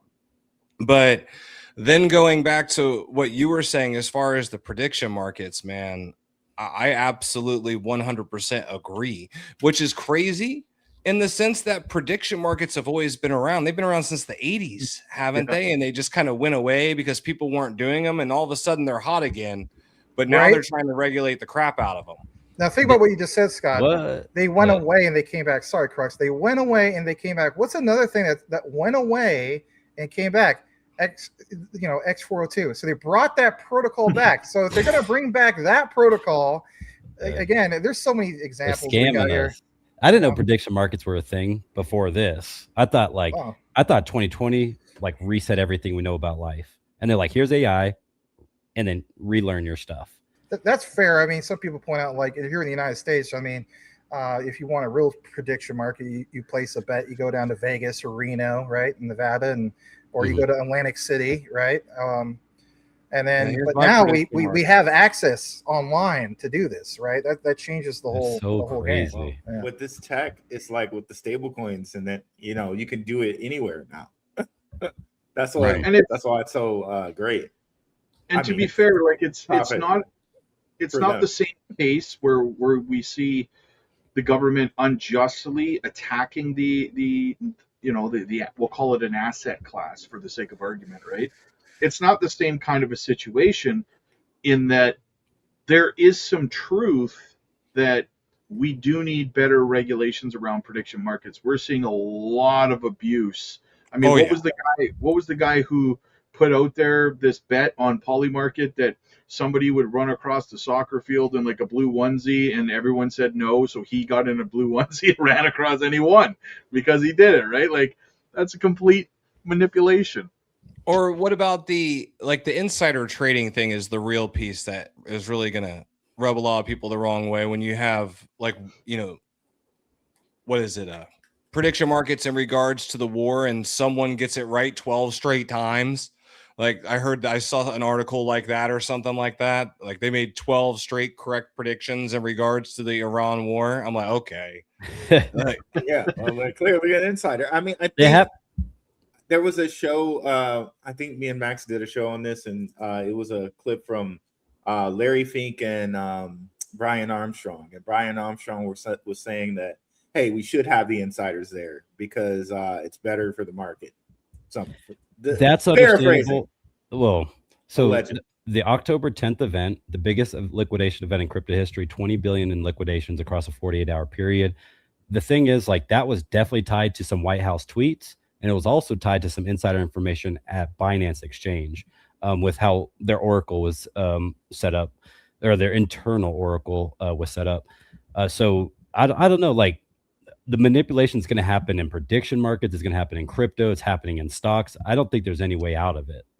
But think about what you just said in regard to Binance's Oracle, right? So this is where audit comes into play, right? Big time. And when I think of like audit, right now, people are like, it's all about liquidity. I get that. But there will be a point in time where everybody in the space is going to talk about audit. And how do we know that? Well, we don't at the moment, but we will. And what I mean by that is, like, again, quant network, you have quant authorized, like that right there in itself is, you're literally going to protect so many blockchains and DLTs moving forward that would be, as we would say, going to go missing in the future. Why? Because they don't follow that compliance. Their audit, they're not going to meet the criteria of what we were talking about earlier, whether it's MiCA or GDD PR or MICAR, or, you know, how many darn things there are out there, right? And that in itself, I mean, think about it, right? Like even Gilbert Verdin, he has posted some of these things. I remember a while back, there was some kind of a hack. And he was just like, geez, you know, if you guys would have just been the proper audit, which we provide, it would be a different story. Anyway. Shout out to Elon Musk. He says October 10th, all the exchanges turn off the ability to buy. Yes, they do that. That was really prevalent in the 2021 cycle. Oh my gosh. I remember specifically watching on October 10th. I was watching it happen in real time as everything was going down. And I was trying so desperately to buy at the very bottom. And you're right. Yeah, you couldn't. I don't know. I must have got a little bit lucky. I got some Uniswap at like $5. Like I got some pretty good buys on that day. But I guess I got lucky on Coinbase. I managed to get back into XRP at like $1.70 on its way back up before it went back up to 240 or something like that. But I mean, I didn't get it all the way down there at the $1.11 it hit. Crux, you're gonna hate me, man. I was as low as like $1.40 at one point when it comes to uni. I've been in and out of uni multiple times. From that exploit? No, not necessarily from the exploit, just buying the bottom of the bottom. Dang. And then being in and out of it. Yeah. Shout out to some of you guys, right? Tim Shea, he remembers some of this stuff in the past. I remember talking about some of that Uniswap. But I'm just sitting here like, damn, I hope I can get Uniswap below $3. You got it at $1.40. Damn. $1.40. XRP at 32 cents. Canton at 7 cents. I've done some good ones. I remember giving Rue a call up. I'm like, right after I got it. I'm not going to mention the bag, but anyway, a good amount of ZEBEC, and I came in at an average price of like 308 something, right? And still that's been, I mean, anyway. So my best buy to this point, and this is going to make you guys sad, but my best buy to this point was Solana at $7. Oh, that must have been right after FTX. Dang. Yeah. It was right after FTX. I knew it. Okay. Yeah, I was going to say it would have had it. That's the only way. I saw it at 9. 7. Yeah, you must have had a buy order ready. How did you do that? Oh my God. Please tell. Yeah. So here's the deal. So I was a huge fan of Solana, and I started actually buying Solana right after Doge pumped. It was like, I want to say it was like $22 at the beginning, like in the middle of 2021, like the April-ish time frame. It was June. It was right after we had the pullback in June with Bitcoin. So I bought Solana then at like $22. It ran up to $250 and it started falling. I'm like, shit, I'm just selling. So I started dollar cost averaging out of Solana and sold a lot of it. And then it dropped after FTX. And I was sitting on all my dry powder, just waiting. And I want to say something happened with Meta. Something was going on with Meta and Decentraland. There was a bunch of that stuff going on. And they started running. I'm like, if they're running, I think Solana's about to run too. I mean, because I really liked Solana. So I just started buying Solana again at $7. And it went up a little bit, but I was also going through a divorce at that time. So I ended up having to liquidate everything for my divorce. Oh, Sorry wow. about that, brother. But Yeah. you know, it is what it is. So I lost a lot of money on the tokens I didn't sell, but I did rebuy back in at Solana at $7. I think I ended up reselling it at like 12 or 13 during the divorce, but it is what it is. at least you sold in the That's green. a nice story. I got green with it, but I lost a crap ton on XRP in that process because I round tripped XRP from 2019 to 2022. Yeah, almost everybody round trip that XRP. Yeah. We just didn't. The SEC, they stifled it. They crushed us. And then Well, I no, had I to, didn't come to my XRP in divorce was 2020. during the lawsuit, so I had to sell it during the lawsuit. So I lost so much money on XRP. Oh man, I'm sorry. Yeah, I didn't trust anything when Solana was $7. I was like, I just lost a ton of money in Celsius. What 40 Ethereum frozen, 22K Luna just collapsed in front of me. I was like, Solana's done. I checked out. So that's a good one. But Yeah. why though? Was it because of your own convictions of what you saw in the market, or is it because, no offense to anybody out there, that you listened to an influencer who told you on screen you don't want to be exit liquidity? Remember that? Remember how many people got flooded out of that? That was the time to get in. Right. I would say Solana, man. Solana is a select special case. This thing was tied to Sam Bankman-Fried. He was on CNN, Fox. We just went through a bear winter. Yeah. Solana was done. In my mind, Yep. it was just done. And some people, you know, the people, a really big influencer came on with another CEO from another company and flooded the crap out of Solana. I'm not going to leave out the names. I ate that flood. Yeah, I did too, bro. Yeah. With Yeah, two spoons. Started with a C and ended in a Z, something like that. No. Hey, since we're the B ends with a boy, and then a CEO of a company that rhymes with well, let's just say they're a Detroit band. We all know who the heck you're talking about. But anyway, I was going to say is I saw you in the comments. You thanked Shook if you're still around for your super chat. I meant to also thank Elon Muff for his $5 super chat. Thank you so much. And of course, everybody on all our platforms. Thank you so much, you guys. Yeah, speaking of which, we are just about out of time, but I'd like to go around and get everybody's final thoughts. Crux, we'll start with you, man. What are your final thoughts this evening? What would you like to leave everybody with? And what do you have coming up next on your channel? Yeah, because I'm pretty sure we're all going to say it. So I'm going to say it first. DCA is the way. I think no matter who you're listening to on crypto YouTube, if they're telling you do not be buying crypto at these prices, you should probably not be paying attention to them. And that's not financial advice. But if crypto is around the corner to start pumping into most likely 2029, that's the narrative most people accept, then we're in for a long run. So continue to hodl. And what do you got coming up on your channel next? Oh, man. So I just did actually multiple pieces of content. One guy invests with Doc. I'm going to drop a collab with him. I actually told him about CoinVault, so I'm going to see if I can get him over here on this channel sometime. But he's starting to blow up quickly. Our collab will drop on Wednesday, and that is a Caspa price prediction attached to that one. On tomorrow, I have an Ethereum versus Cardano video coming out. Those versus videos, man, hey, you guys are loving them. I love those. And then I'll probably have a video for Kita next week, and then one other video. So super static. Nice. Guys, make sure you get over there. And, of course, subscribe. Scott and Max. Oh, you said Front and center. Front and center.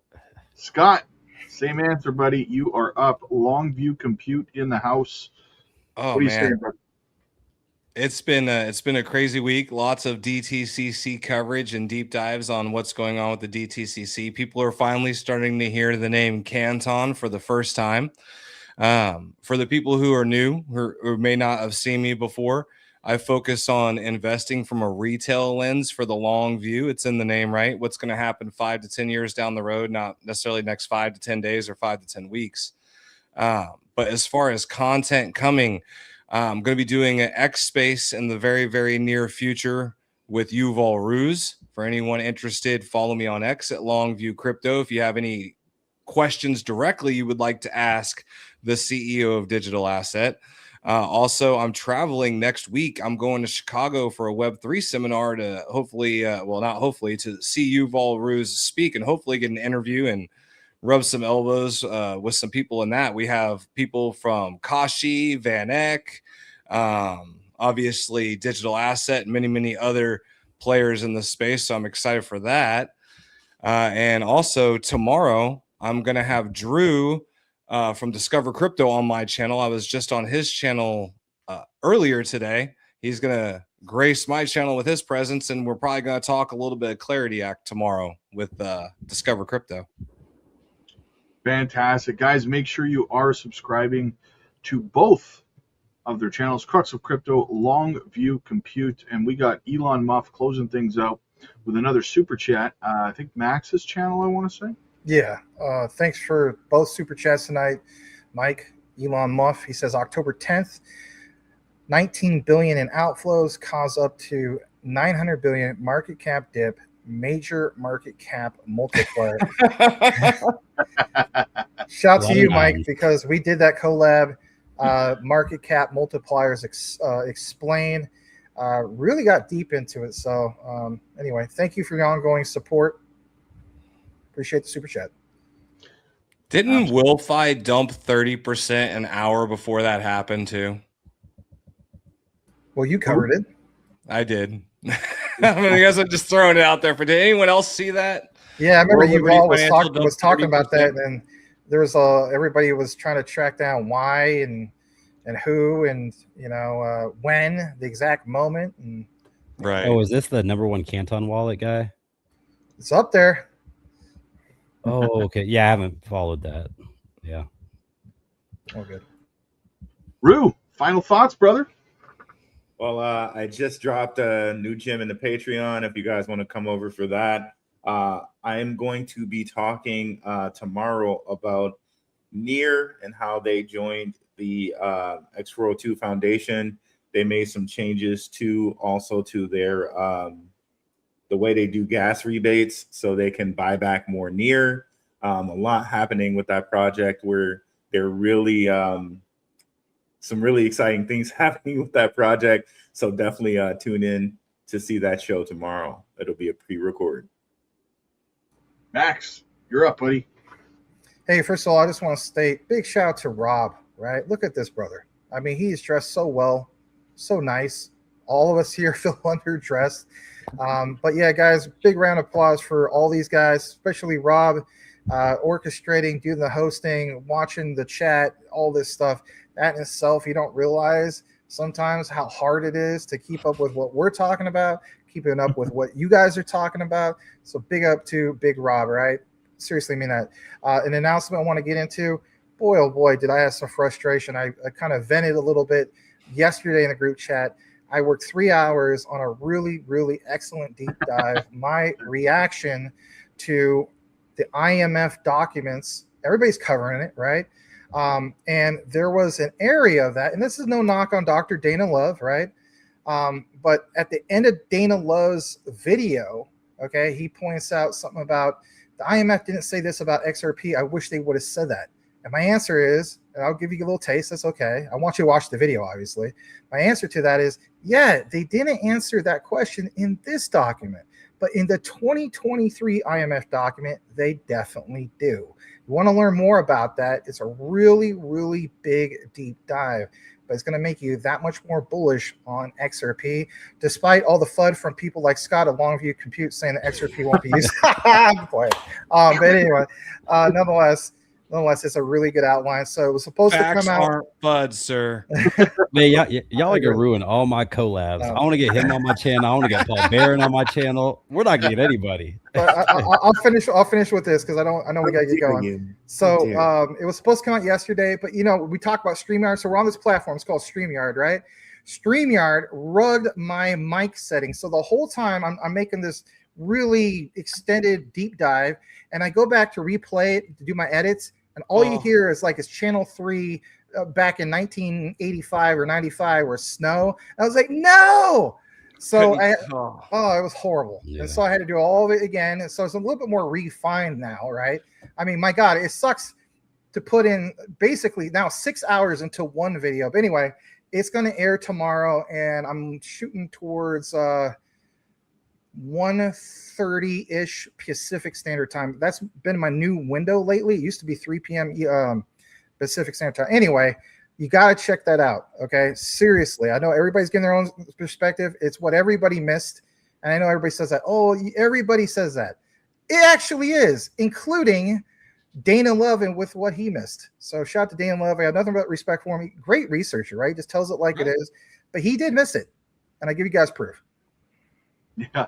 I remember that text yesterday, Max. I sent, funny story, I sent Max a gif of was it Jackson ripping the door on Ultimate Fighter, ripping that door in to pieces with his bare hands. Yeah, 100%. I mean, that was me yesterday. So now every single time I do a recording, especially with StreamYard, I'm going to double check, because that's all it takes is once, right? So same goes, first time, shame on me. Second time, shame on you, StreamYard. Better not let that happen ever again, ever. Funny story, Max. I have to mention this. So when I first started doing YouTube, I had a condenser mic. If any of you guys are familiar with how much of a pain in the neck is to get those just right with your settings. And then for some reason, OBS dumped the settings on me, and I could just never get it back right. I ended up buying a new microphone. I said F it and just got a new microphone because I couldn't get that thing right anymore. Guess what? That's funny you mentioned that, because I have another mic, a condenser mic, and I had to do the same thing, because guess what happened? 3 times. I know I said first time, shame on me, shame on you thing. It happened 3 times. I was like, the hell with this. And then when I went and got this, which ironically, me, Rue, and Rob, we all had the same, I know I'm doxing this. What you don't hear the wind. Is that? That's Yeti style mic. Well, it allows me to have the fan on so you guys don't hear it. That's a wind guard. I highly recommend it. Anyway, but we all have the same. What is this? Blue Magic? Is that what it is? Blue Magic Yeti.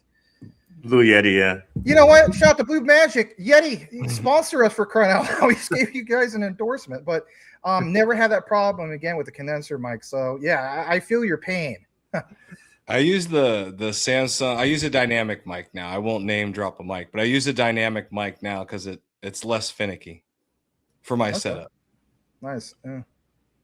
So for my final thoughts, guys, simply put, we'll see what happens tomorrow. I think that people are expecting more out of this Clarity Act situation than is going to happen tomorrow as the individual day. I don't think we're going to get some magic news that it's passed and we're good and all that kind of stuff. I could be wrong, but I don't think so.